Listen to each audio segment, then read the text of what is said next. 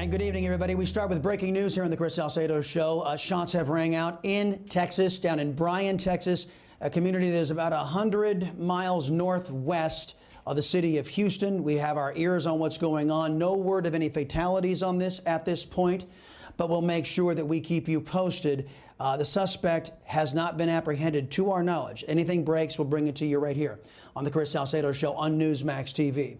We've been sounding the alarm here about the out-of-control federal government under the control of a political movement that is devoid of character, humanity, and love of the United States of America.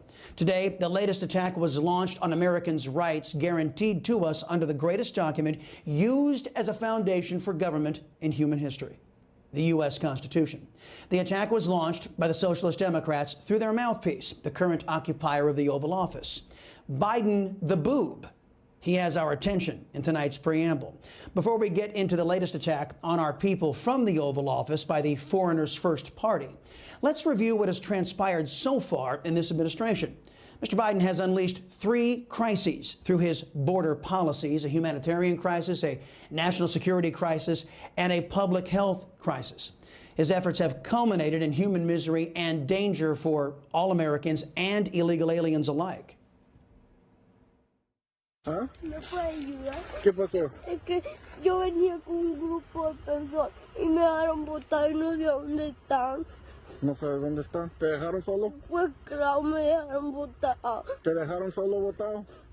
Solo. ¿No vienes con mami o con papi o con alguien? ¿Ah? ¿Vienes con tu mamá o tu papá? Nadie.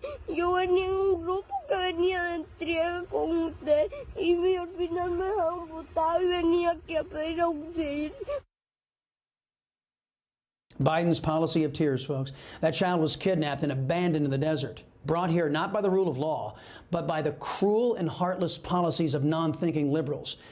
But it gets worse. Children at this facility are being sexually assaulted. Some children in this facility are not eating throughout the day. Children with COVID are not being physically separated from children without COVID. Governor of Texas is revealing sexual assaults in Biden's illegal alien facilities. This depravity is being done to advance socialist power grab in this country. Democrats seem to care very little about how many children have to lose their innocence for them to achieve their political power. But this is just the tip of the iceberg. Mr. Biden and his party praised Major League Baseball for launching an economic attack on our fellow Americans. It is the first time an occupier of the Oval Office has encouraged such economic warfare against his own people. Estimates put the economic fallout and damage of MLB's pullout of Georgia to be at least $100 million, harming black, brown, and white business owners, both Republicans and Democrats. Meanwhile, Biden has assured the butchers of Beijing, his friends in communist China, that Americans' money will be flowing into China for their Winter Olympics. In fact, communist China sent a warning at Biden and the leftists here in America. You'd better not withdraw from the Olympics. Biden's team quickly went into damage control mode and hastily assured China that Biden and his political party would follow China's directives to the letter. Thus, Biden has set America on a course to reward racist slavers in the communist regime of China, while simultaneously expressing joy that his fellow Americans will be harmed in Georgia.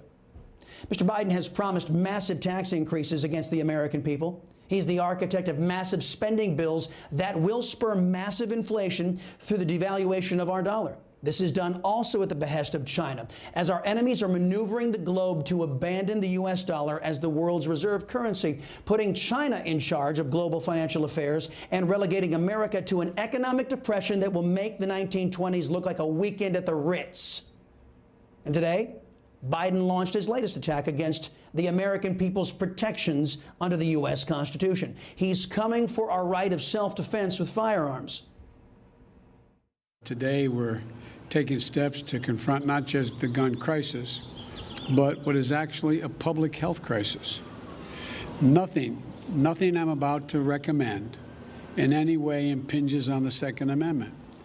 They're phony arguments suggesting that these are Second Amendment rights at stake from what we're talking about. This is an epidemic, for God's sake, and it has to stop. Right. Things that aren't crises are crises in his mind, and things that are crises, like the border, aren't crises. Got it? Biden says he wants to take the menacing ghost guns from law-abiding Americans. This terminology is the same as assault weapon. It's meant to frighten uninformed citizens. There's no such thing, by the way, as an assault weapon that's easily attained for civilian use. A ghost gun is simply a gun that is made by law-abiding citizens at home. This has been a tradition in our republic, well, since the very beginning. It's 100% legal to make your own firearms. Biden now wants to make law-abiding gun owners and makers criminals. The Second Amendment is quite clear. A well-regulated militia being necessary to the security of a free state, the right of the people to keep and bear arms shall not be infringed. Well-regulated doesn't mean government control, my friends, as so many silly left-wingers contend. In the days the Constitution was written, well-regulated simply meant finely honed or well-versed. In other words, the framers of our Constitution believed the people of the United States should be well-versed in firearms because the founders knew that our armed citizens were necessary to keep our country safe and secure. That's why they said government cannot infringe on the people's right to keep and bear arms. Biden and company have been trying to undo this safety measure for you and your community for decades. Biden has nominated a gun grabber to head the ATF. That stands for the Bureau of Alcohol, Tobacco, and Firearms. Get it? ATF. Today, I'm proud to nominate David Chipman to serve as the director of the AFT. David knows the AFT well.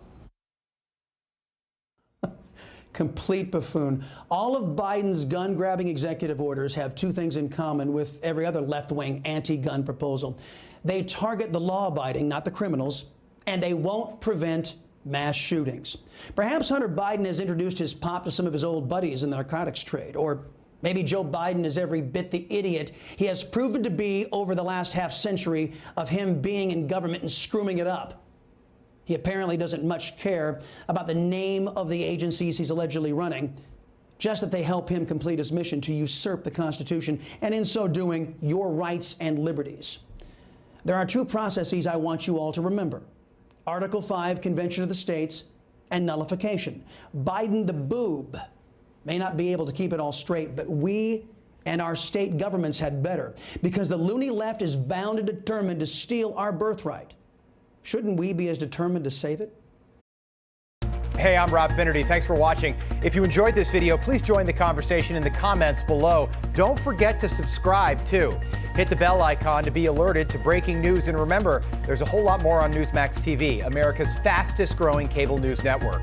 Newsmax TV, we're real news for real people.